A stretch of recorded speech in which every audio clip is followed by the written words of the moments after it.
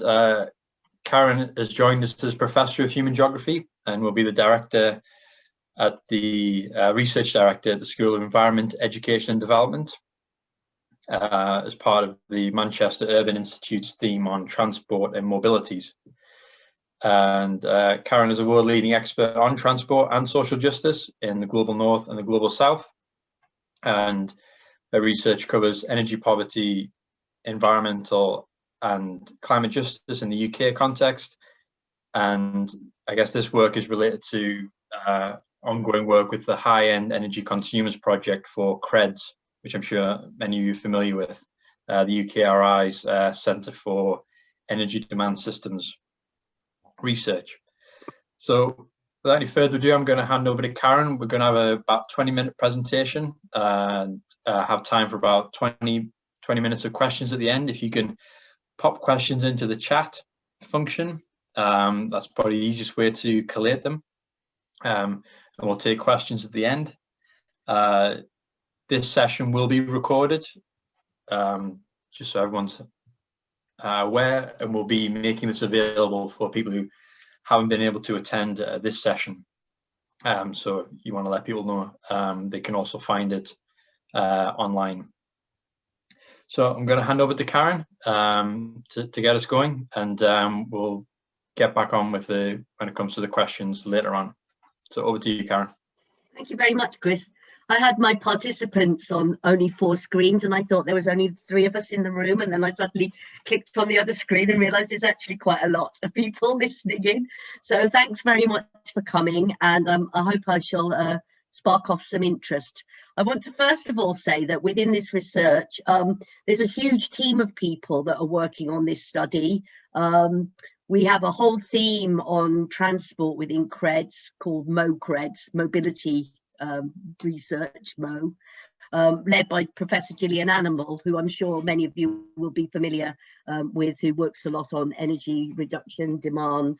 So she's the our overall project manager for all this thing, and I'm sort of just looking at the this particular project, which we call Excess, the Excess project within the team.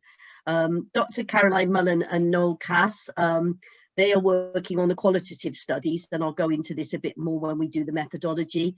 And then we have Malcolm Morgan, Milena Books, Zia and Mohammed Adil and Robin Lovelace, all working on various aspects of the higher level data analysis, secondary data set analysis that we're working with. And there's a whole team of other people that are also involved in the project at various stages in sort of different modelling roles and in interdisciplinary ways. And so if you want to find out more about this, because it is quite complicated to try and present all of it in one presentation, please feel free to get in touch with me or in touch with any of these individuals who'll be able to tell you more about the project.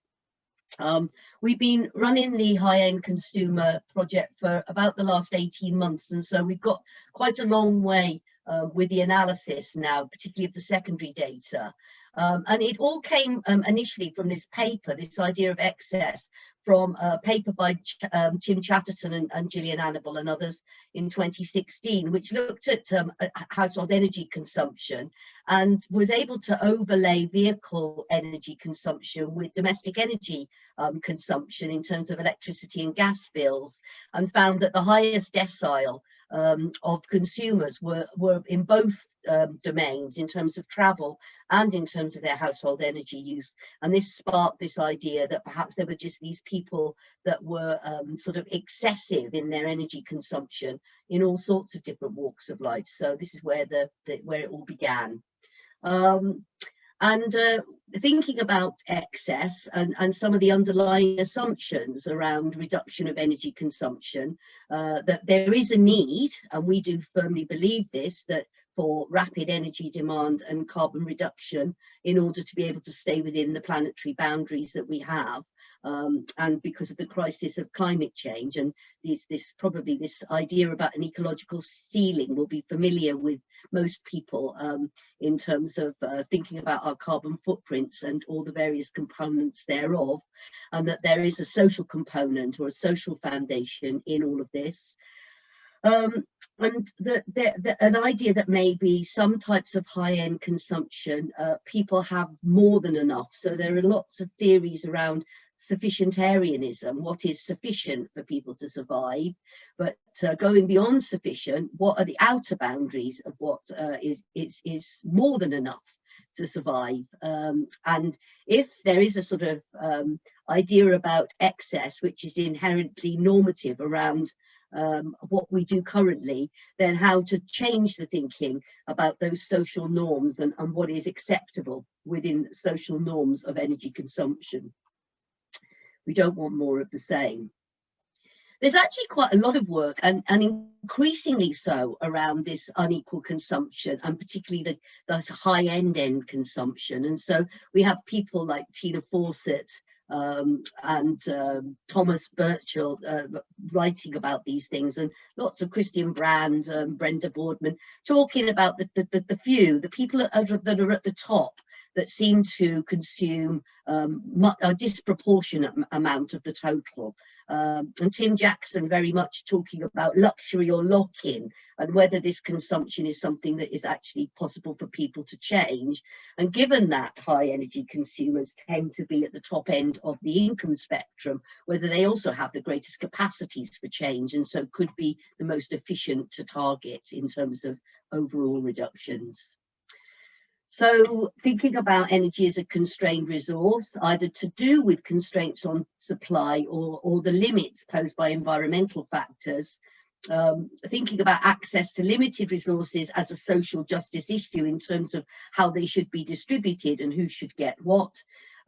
Thinking of overconsumption as a harm because it leads to both increased and unjustifiable environmental impacts, but also further restrictions within a finite system. The big question is, how much is more than enough? And thinking about the fact that there are a range of reasons, it's not just about choices and constraints. It's not a simple binary in that way. We have a whole load of different reasons why people might have high energy consumption, both in terms of domestic energy and in terms of transport. So there's everything from the physical environment and infrastructures to do with housing and poor access to services. Although, of course, here you have to think about higher up the chain, how far people might have chosen to put themselves into these more remote locations, and how far, even though they see themselves as being locked in terms of their travel choices and their energy efficiency because of their physical environments, how far that might have been a higher level choice in the first place. And Giulio Mattioli, who I work with in Leeds, writes very eloquently on that subject. Is worth reading on this.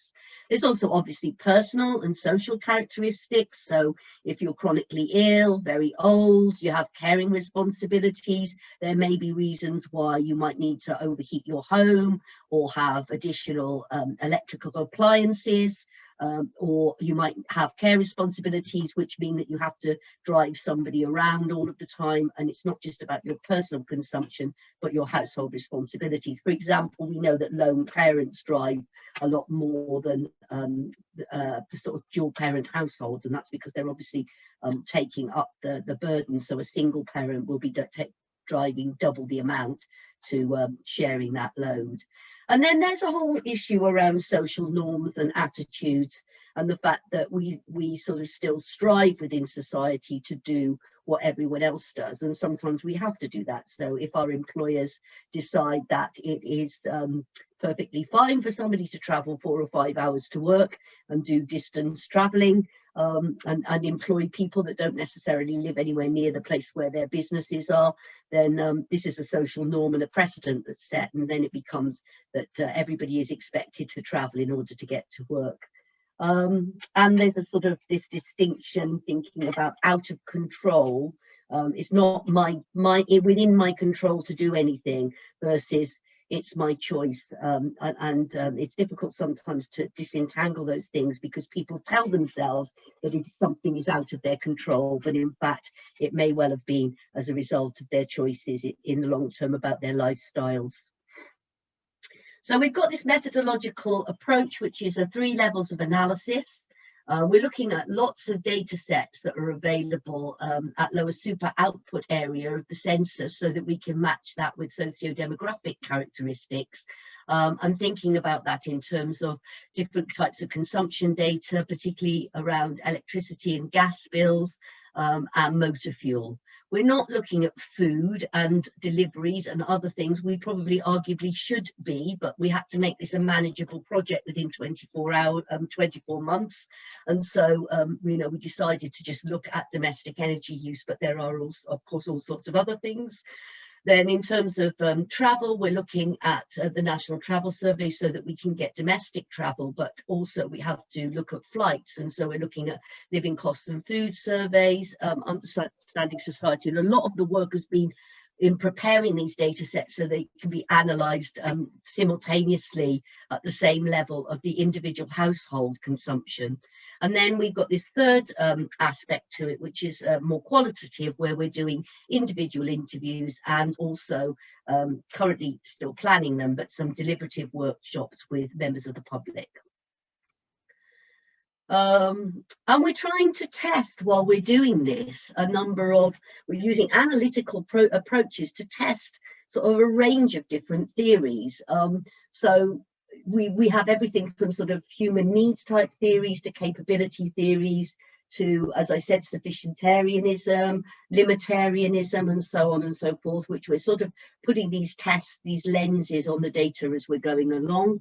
We're also looking at distributions according to income, but also according to different areas to try to identify not only high energy consumer households, but also high energy consumption areas.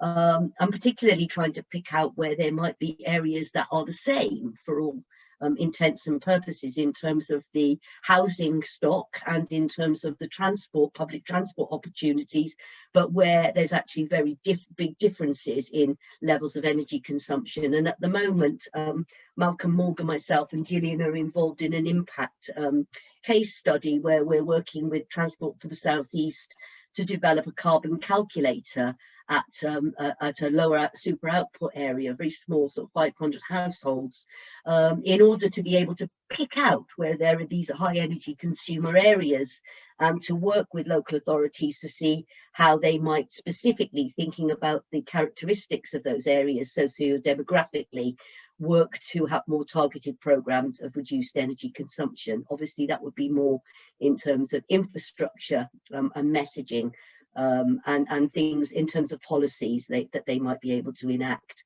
So that's quite sort of part of the reason for this measuring of distributions. Nevertheless, if what we just do is look at the high and low energy consumption areas, even the low energy consumption areas in the UK still need to reduce their energy consumption by a certain amount. And therefore, it's not good enough to just accept what is the status quo at the moment. We also have to think about the different pathways to energy reduction across all of those areas, whether they are currently high, medium or low areas of consumption. So in a lot of ways, we're trying to model the energy consumer behaviours to think about the different profiles of those consumers and the different profiles of those households as well. So we've got quite a lot of econometric modelling going on, but also socio-spatial modelling going on in the project. And I can talk about that a bit more in a minute. And our idea is that we would eventually be able to think about a series of different benchmarks that can be negotiated, or cut-off points that can be negotiated with the public to see what they think of as fair or just in terms of the distribution of finite resources in this respect. And so that is the purpose of doing the interviews and the deliberative workshops, is to be able to provide these more qualitative understandings of how people internalize an idea of excess, whether they perceive themselves to be excessive, even though we can see in terms of the actual measurement of their consumption that they are in comparison to the rest of the population, but also how fair they think different policies and how fair the general public think different policies are in terms of thinking about reduction.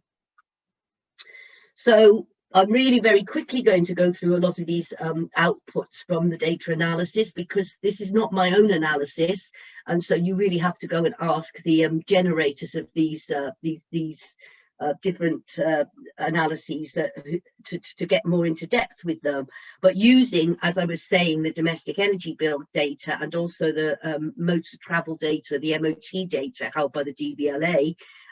Malcolm produces these maps which, if they were interactive, allows you to go down into a very, very small spatial level and to look at the types of consumption that is going on and where there are high levels and low levels, and map them in these sort of like energy maps.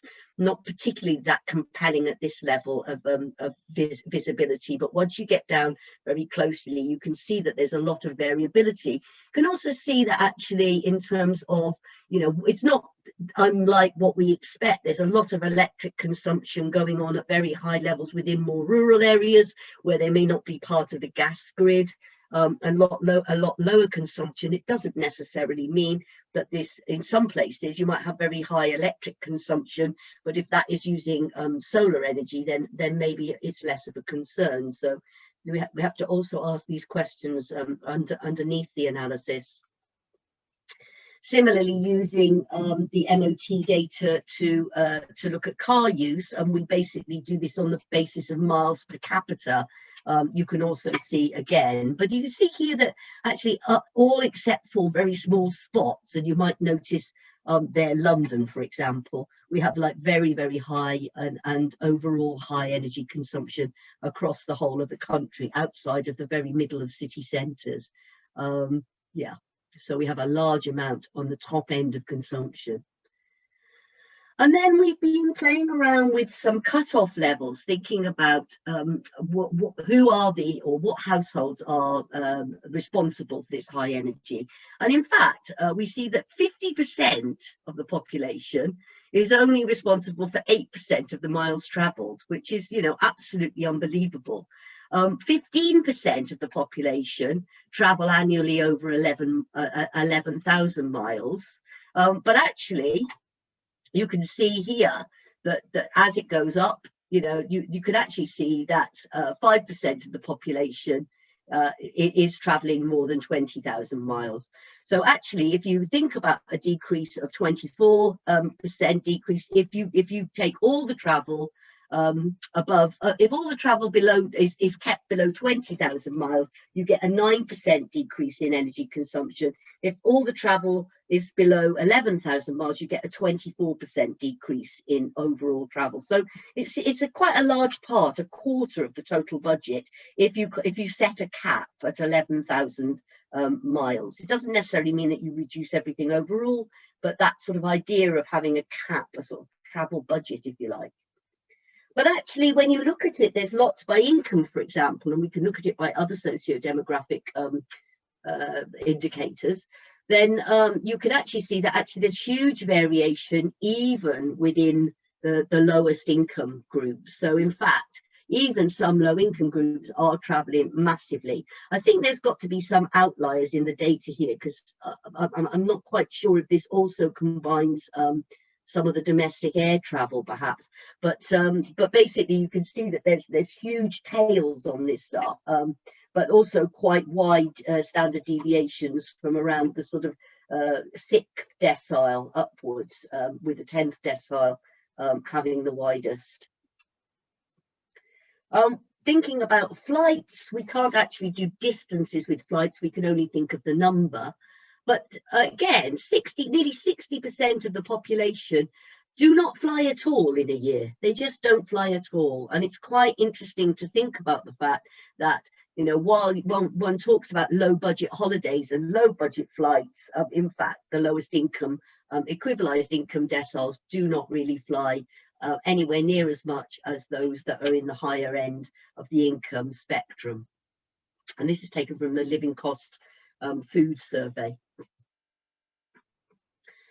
So now to just quickly move on to thinking about nearly running out of time here, thinking about the interviews. So basically, based on the data sets that we had generated, we were able to locate areas where we would have a high propensity to engage high energy households, both in terms of their domestic and their travel, consumption, and we basically specified that we didn't want anyone in the sample that lived in an old house over 1930, so we weren't interested in stuff to do with the structure of the building, but more the individual household behaviours. And we didn't want anyone that was living in a remote rural area or a distance from public transport. So again, more to do with the fact that they had a choice. They could use rail if they wanted to. They could use alternative forms of transport, but had very high car mileage. So we particularly sampled this, not because we don't think that those other things are important. Of course, there are structural factors, but we thought that there was a lot more research going on in those areas in terms of energy poverty and the way in which houses are leaky and people have no travel alternatives. And we wanted to focus specifically on where we thought people might have a choice and an ability to be able to make a change. And so we picked some of these areas, and we'd initially thought that we would obviously go house to house to select these people. 30 interviews isn't very many. We wanted to make sure they were in scope, but COVID meant that we had to go online, and recruitment online is much more difficult. So I think out of the 30 interviews, we've probably ended up with about 24 of them that are really in scope, and some of them where in fact people are living in older houses and or are not particularly that near to public transport. But the idea is and we've done these interviews now, we're in the middle of coding them, and the idea was to explore in this qualitative way how people consume, why they consume what they do, from their own rationales. So not putting a judgment on saying that they're excessive. And it's been actually fascinating to see some of the ways in which people justify what they do and how they see it as very normal what they do as well, although we might think it's excessive by our standards. So I just sort of came up with a couple of quotes just as sort of a bit of a flavour. So one of these households says when they come back off holiday, they love it that they've got this hive because they can jump off the plane and turn on the heating so the house is nice and warm when they get home. And just been off while they've been away, or I ticked it over. So it hasn't been off, it's actually been on the whole time, but ticking over. Because it is the middle of winter, and I can whack it up to 25 degrees and make sure it's nice and cozy when I get through the door. Now, I'm sitting in my room, in my house, and I find it too cold to sit in front of the computer for very long. So I do put my heating on, but I put it on, and I never, ever put it on above 18 degrees, right? So already just the level that they think of heat that is necessary is crazy. Just thinking, let alone this whole thing about kicking it on and off and letting it run on overtime and all these other things.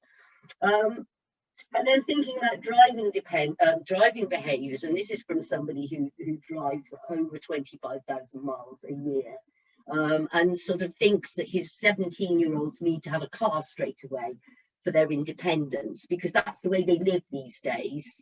They've got to get everywhere as quickly as possible from A to B and back again, and they don't want to catch two buses, and I'll go and pick up my friend and we'll go to the cinema or something to eat, drive through McDonald's. Everything is drive through now, isn't it, as well? And so this whole idea about normalizing this idea that your 17-year-old is going to get a car and is going to follow in very much the same footsteps as yourself, which is to have this high energy, high demand lifestyle that they're going to follow, which is, it's almost like a sort of embedded or learnt practice from the parent, basically. So there's lots of these fantastic interview extracts which I could pick out more and more and more, but I can't just now. So we also, as part of the project, are going to run these deliberative workshops. Again, they're going to have to be online.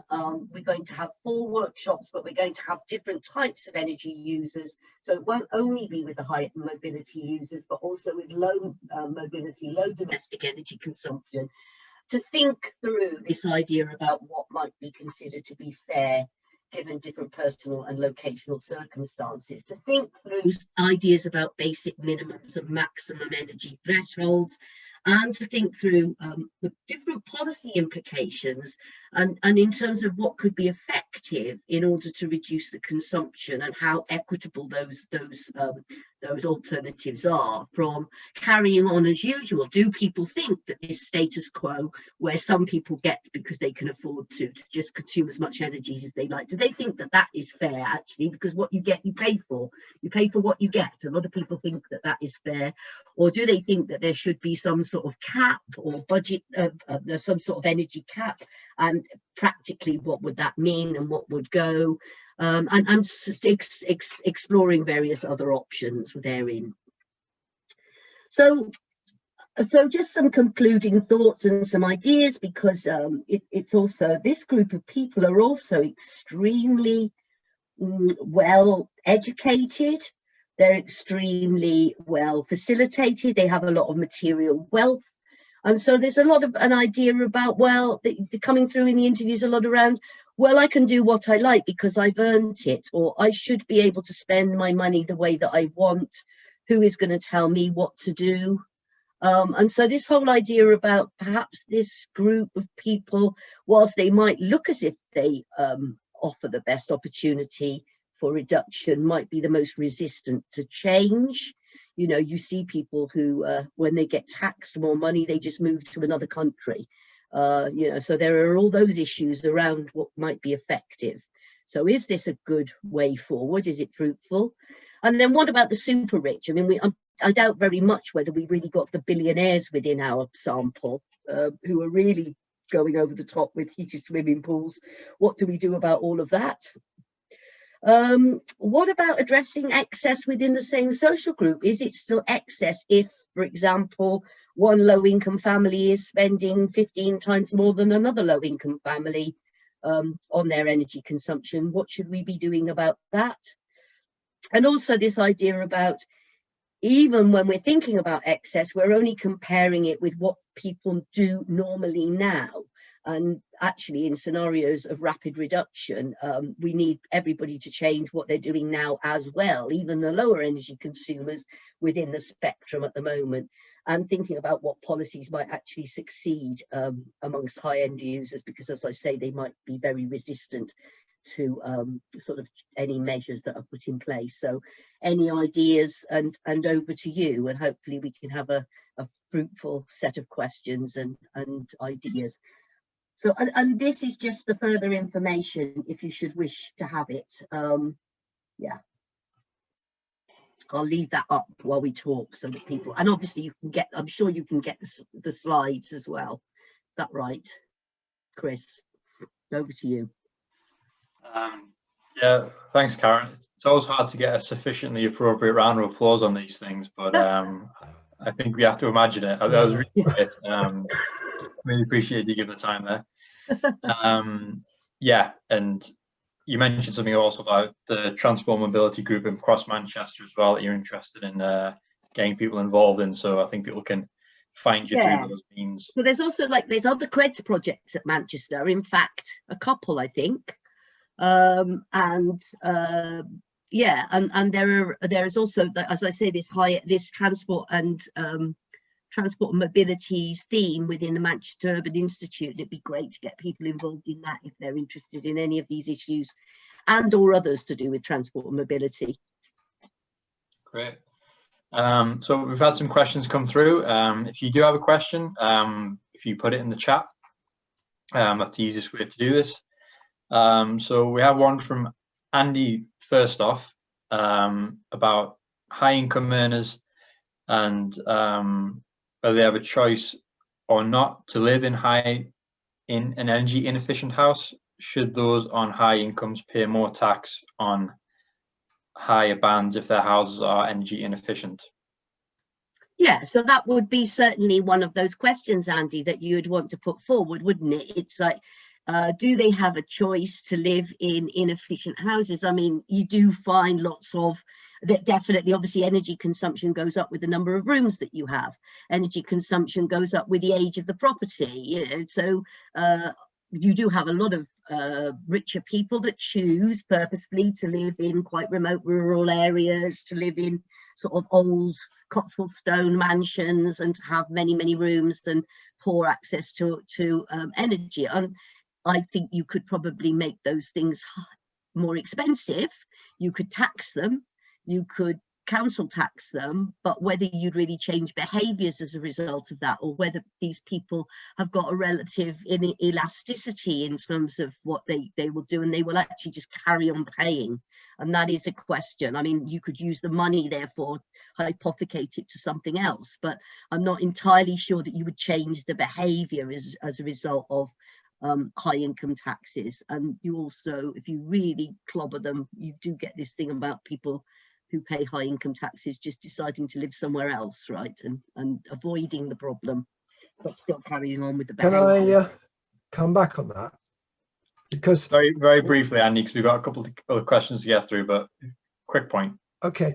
Well, two things. One, it is, you can, with a bit of effort, take an old house. I live in a 1750 house. I insulated it and then put a heat pump in, and now it's 1 kilowatt to be able to heat the house. So it's possible to do it, and it's not hugely expensive, actually. The other thing too is that if you're raising the profile, what I noticed when I was working in Germany is that there then became peer pressure that, for instance, people there have a huge amount of PV panels in the suburbs, this is around Stuttgart, on their houses, and it's almost like rather than having the most expensive Mercedes in your drive, you just have these panels all over the place, and there's a little bit of competition there. Right, I'll keep it brief because I know other people want to come in. Thanks. I think that's right. I mean, I think that partly to do with thinking about like others like you. So this carbon calculator is sort of designed to think about what other people living the same as you, with the same sort of profiles as you, have this type of energy consumption. Do you know, you could also have this type of energy consumption. So there are those sorts of messages. And there's the difference between voluntary sort of change versus sort of imposed change. People are quite often resistant to sticks but more attracted to carrots. And there is a question about how much you should subsidize the rich to do what they can afford to do anyway. So there's been quite a lot of schemes here funded by government for people to put panels on their roofs and insulate their houses, and rich people have taken up those opportunities for grants and so forth, whereas the lower income haven't. So, you know, it's interesting. What should we be subsidizing with our taxes? And certainly messaging is part of it. Shall I take Maria's? Yeah, go ahead. Yeah, so thanks, Maria, about talking about teenagers inheriting their high consumption lifestyles. I think that's true. I mean, there is a huge amount of more environmental awareness and concern amongst younger people. But sometimes, and this is what's interesting in the interview, sometimes people can be anomalous even in their own behavior, so they can actually be spouting about the environment and how important it is to do something, and then actually for example people who cycle all of the time and then think it's perfectly fine to go on holiday to Jamaica 3 times a year. So we found quite a lot of people who sort of talk about, actually a lot within these groups, and these are quite high income people, about frugality. They talk about saving food, buying local, doing all of these things. And then literally, and I'm not joking you, going 7 or 8 times a year on holiday to some very far-flung destination with their entire families, in order to be able to just sort of have some fun. So skiing holidays 6, 7, 8 times a year, you know, this is what we're talking about. But they definitely buy local, and they're very frugal, and they cycle, you know. So it's interesting, this sort of way in which they can, well, I don't travel by car all year for my job, I walk everywhere, and that allows me therefore to be excessive in another area of my life. Or I have to have an Aga because I've always cooked on an Aga. I love to have an Aga in my kitchen. And I know it's a bit excessive to have an Aga when I've already got all these other more efficient things. But hey, you know, it's nice to have in a country house, makes it cozy. So it's not a lack of awareness or knowledge. And a lot of people were talking about that. In terms of thinking about the children, it is true that they might be more environmentally aware, but if they're put into the circumstance of choice of the parent, where they're not actually able to do anything other than live in, say, for example, high consumer travel lifestyles, then it's quite difficult for them to sort of resist that, maybe later in life. But I think there is a lot of habit forming in earlier years. Great, thanks. We've got another question here, Karen, from Tim. Can you see that there? It's, yeah. So we haven't particularly looked at this according to income. So income was not the determinant for the selection of the people. We only looked at it in terms of who consumes the most energy. As you saw from that spread, there are some lower income people who consume a lot of energy, but actually when it came to selecting them from the different study areas, it quite often is because they live in poor housing stock, old housing stock, or remote areas. So actually the high energy, the high income, low demand, that wasn't something we tried to sample. It doesn't mean that, yeah, all high income people have high energy demand, and it is certainly a fruitful line of inquiry in terms of thinking about the sort of trajectories for higher income people who do have low energy demand. And I suspect there are people like Andy who have taken it on board to do things to their house.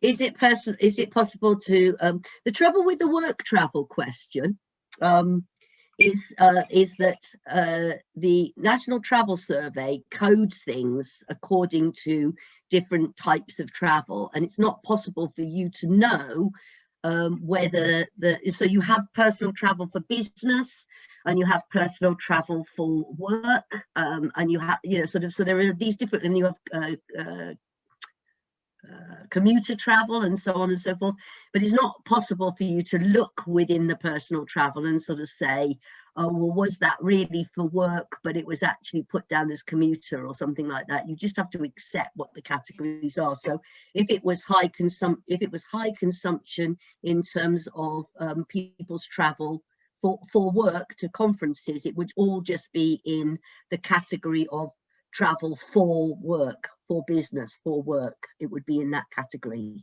And yes, there are some very high consumers within that category, but there aren't that many of them.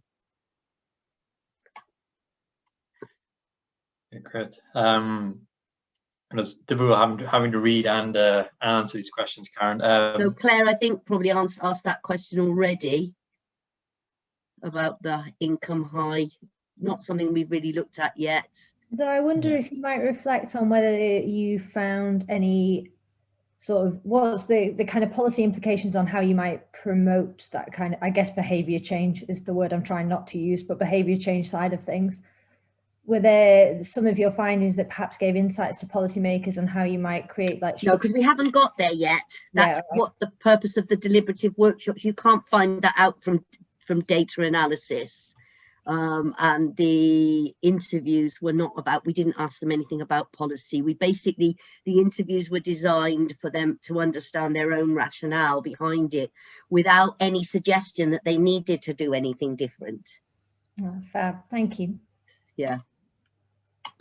So hopefully the deliberative workshops will get to that a bit more in terms of what might work, what might be persuasive. Give us money is usually the answer to those types of questions. We do it if you give us a grant. Good. We got a comment from Jeff just mentioning about thermostat control, which I think is something you're right. Struggled with. I did a study previously called Everlock with run by a guy called Rajat Gupta in Oxford Brookes University, and we did a lot of work with not just thermostats but also displays, energy displays, and looking at how people look at those, and basically that people just don't understand the way that thermostats work. They don't necessarily put them in the optimum places, that people whack them up because they think that things are going to get hotter quicker, like a sort of whacking up an oven and, you know, sort of then turning it back down again. There's all sorts of misunderstandings about how thermostats work. My husband still tells me off about our thermostat all of the time, and I thought I understood it. And I think the second bit of that, Jeff, about what's happened to Kevin Anderson's energy credit system, that's quite an interesting one. Yeah, the whole thing about personal energy credits, I think that's a wide open area. Yeah, thanks. I just wondered, Kevin's there, how he's that is progressing. But going back, I mean, the disappointing things is you get passive houses and you have control strategies to keep the overheating in the summer with blinds and so forth. And people, well, a lot of designers just don't go through and think how people are actually going to use these. And so you have low energy buildings and you have the rebound effect. And with LEDs, that you find now that buildings have LEDs around the outside because people like to floodlight their buildings. And there's the pre-bound effect as well. And I think a lot of people don't take into account in a design situation the social psychology. I was looking recently back at the Hawthorne experiment and the Hawthorne effect, and it has relevance today. Yeah, thanks, Jeff.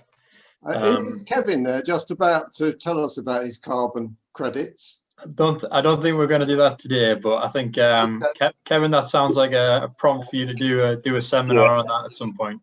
We'll talk about it offline, Jeff. Yeah. So Tim, there's lots. Tim Brownholtz, there's lots of work done. Look at Christian Brand. It's not usually done in aggregate with domestic and travel energy. I can't answer that off the top of my head. I think it's the top 5% of energy consumers are accountable for a quarter of the entire energy consumption in a year. Something like that, around that, but follow it up with the authors. Steve Stradlin, hello, my old man. How are you going? Is it still at the root of Victorian discussion between deserving and undeserving? I don't know. I don't think it necessarily is, but I do think we have to think about capabilities, obviously. And when I say that about capabilities theories, that different people have different needs, it's not as straightforward as just turning around and sort of saying, well, everybody gets this amount and that's the end of that, because we have to have some. And that was always the problem with the personal carbon trading allowances and personal carbon allowances, was this idea about, well, what should you get? And if you've got children in the household, should they get a total budget or should they get half? And if you're an old person, should you get less because you don't have to go to work? And it's incredibly complex and circumstantial. So I'm not sure it's entirely about deserving and undeserving, because a lot of these high energy consumers felt they deserved to consume in the way that they were, deserved to be able to travel back and forth because they'd earned the money.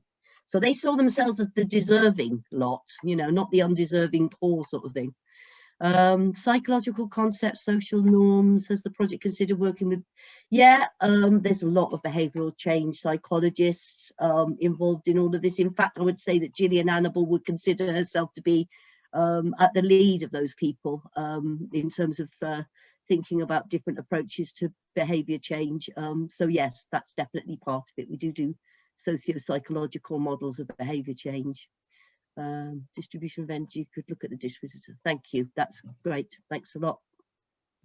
There's a question here from Neil. I don't know if you managed to see, Karen, just about pro-social behaviour in the workplace. I'm sorry, I can't see that one straight off. Just can you read it out to me? Yeah, sure. It's did you consider socioeconomic groups and whether people have influence over pro-social behaviour in the workplace? For example, wealthy individuals within financial services are under pressure to adopt environmental practices within the businesses they work in. Not within this piece of research, no, but I have done that in the past, and I think these are sort of, you know, these champions of change are really important. And in fact, there's an advert on at the moment with Amazon where the guy says he's picking up litter on the beach with his kid, and then he says he went back to Amazon and made all the vehicles electric, you know, because he's got to do something. And so he's the manager of this fleet. So as the fleet manager, he's turned all the fleet electric. I mean, you know, those are the sorts of innovations that we need. And I think certainly aspirations for wealth and what wealthy people see as desirable is something that lots of other people will follow. you know, so there is that aspect to it, and we have to push on everything. So yes, of course, those sort of pro behaviors are important, and the workplace is one massive area for change. So I would agree that, but we haven't looked at that in this research, but it is probably part of some of the other Greg's research somewhere along the way. That's great.